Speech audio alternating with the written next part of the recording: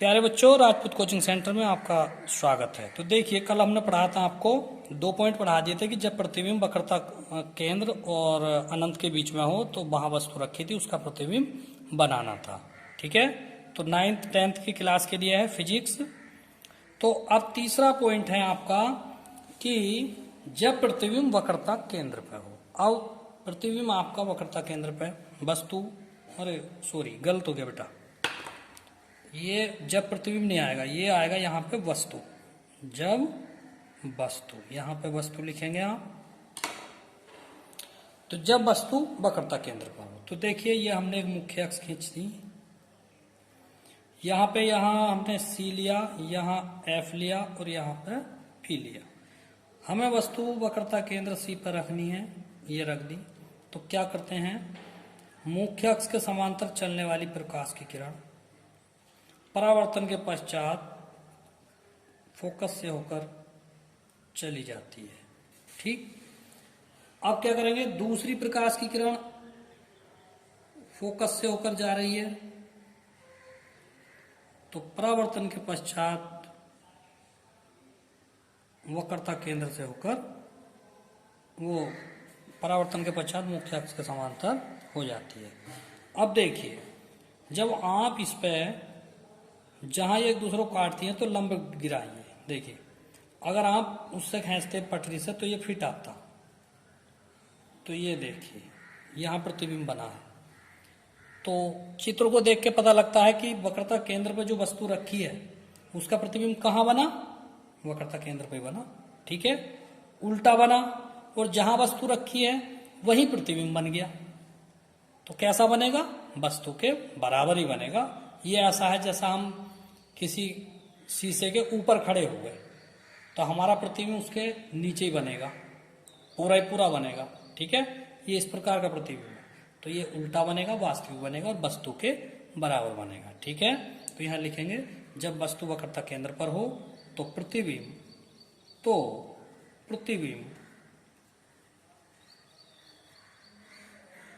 वास्तविक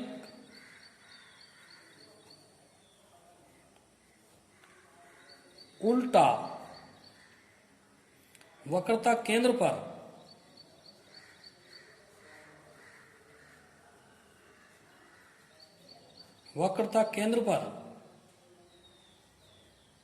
वस्तु के बराबर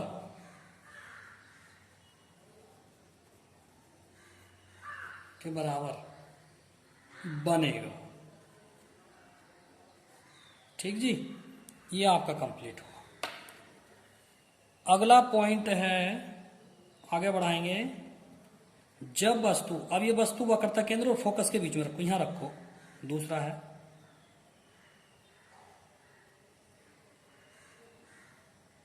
जब वस्तु वक्रता केंद्र तथा मुख्य फोकस के बीच हो, तो देखिए चित्र बनाते हैं। ये इसकी मुख्य अक्ष हो गई, ये C है और ये F है, बीचों बीचों बनाते हैं बिल्कुल बराबर दूरी पे। ये O हो गया और ये पीछे का बिंदु अनंत हो गया।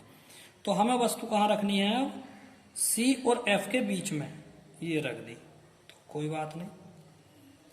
चलो, मुख्य अक्ष के समांतर चलने वाली प्रकाश की किरण, फिर यही नियम, फोकस से होकर चली जाती है।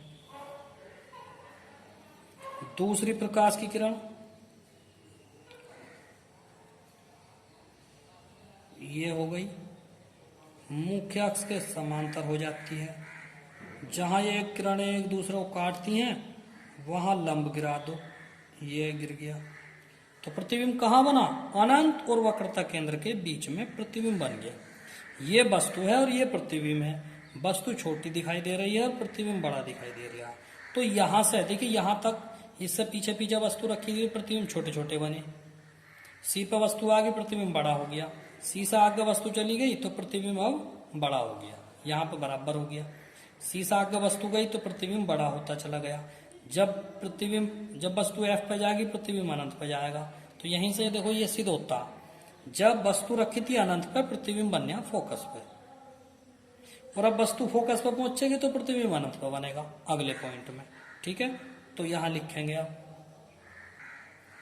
तो प्रतिबिंब अनंत तथा मुख्य फोकस के बीच वास्तविक उल्टा व वस्तु से बड़ा बनेगा। ठीक है, तो ये अगला, अब अगली स्थिति आती है।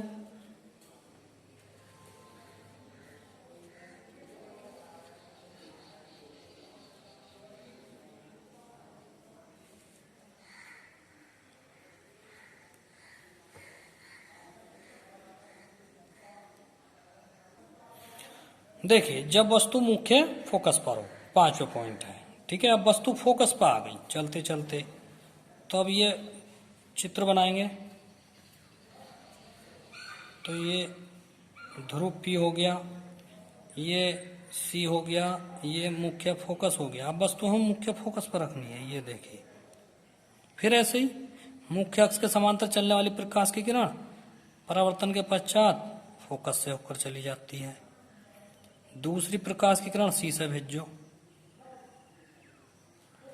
तो C से होकर जाने वाली प्रकाश की किरण अपने ही मार्ग पर वापस हो जाती है। तो ये देखिए, अब अगर आप इसे कहीं तक भी ले जाएं तो ये आपस में मिल नहीं रही, कहीं तक भी नहीं मिल रही है। ठीक है, ये देखिए, जब मिल नहीं रही तो क्या कहेंगे, अनंत तक भी ले जाओगे तो भी ये किरणें आपस में मिलेंगी नहीं, और जब मिलेंगी नहीं तो प्रतिबिंब कहाँ बनेगा, अनंत पर बनेगा। ठीक है, तो ये प्रतिबिंब बन गया अनंत पर। तो देखिए, बड़ी सीधी सी बात है, जब वस्तु अनंत पे थी तो प्रतिबिंब फोकस पे बना, अब वस्तु फोकस पे है तो प्रतिबिंब अनंत पे बन गया, बात खत्म। अब लिख देंगे, प्रतिबिंब अनंत पर वास्तविक उल्टा व वस्तु से बड़ा बनेगा। देखिए, लास्ट पॉइंट है, जब वस्तु फोकस तथा ध्रुव के बीच हो तब प्रतिबिंब कहाँ बनेगा। तो देखिए, चित्र बनाते हैं। तो देखिए, ये F और P के बीच में वस्तु रख दी, तो ऐसे ही करेंगे, मुख्य अक्ष के समांतर किरण चली तो फोकस से होकर निकल गई, और C से फिर इसको भेजेंगे यहाँ, तो ये वापस अपने मार्ग पर लौट गई। अब देखिए, पीछे को बढ़ाएंगे तो ये चौड़ी होती चली जा रही, और आगे बढ़ाएंगे तो ये नेड़ी होती चली जा रही हैं। ठीक, अब ये आगे बढ़ाई हमने तो ये यहाँ काट दिया एक दूसरे को, ये काट दिया, इसको भी बढ़ाओ। ठीक, ये काट दिया, तो प्रतिबिंब यहाँ बनेगा ये। तो इसमें ये बात समझने वाली है कि दर्पण में तो किरण पार ही नहीं होती, उससे तो वापस लौटती हैं। जब पार नहीं होती तो ये कैसे हो गई, तो ये हमने जबरदस्ती पार कर दी, यानी कि एक आभास कर लिया। ठीक है, तो यहाँ पे प्रतिबिंब बनेगा आभासी। ठीक है, तो देखिए, प्रतिबिंब दर्पण के दाईं ओर बन गया। अब ये सारे प्रतिबिंब इधर बन रहे थे, ये दाईं ओर बन गया। ठीक है, दाईं ओर आभासी सीधा, उसमें क्या था, वास्तविक उल्टा, इसमें है आभासी सीधा, वह वस्तु से बड़ा बनेगा। ठीक है, तो आज के लिए यहीं पे बंद करते हैं, और कल फिर पढ़ाएंगे। सभी बच्चे जो है कॉपी चेक कराएंगे, और कॉपी चेक करने का जो दिन है वो है मंडे। फिजिक्स की कॉपी आप, फिजिक्स की और मैथ की कॉपी आप मंडे में चेक कराएंगे। ठीक है, तो देखते रहिए, राजपूत कोचिंग सेंटर से आप बने रहिए, और हो सके तो सब्सक्राइब कीजिए। धन्यवाद।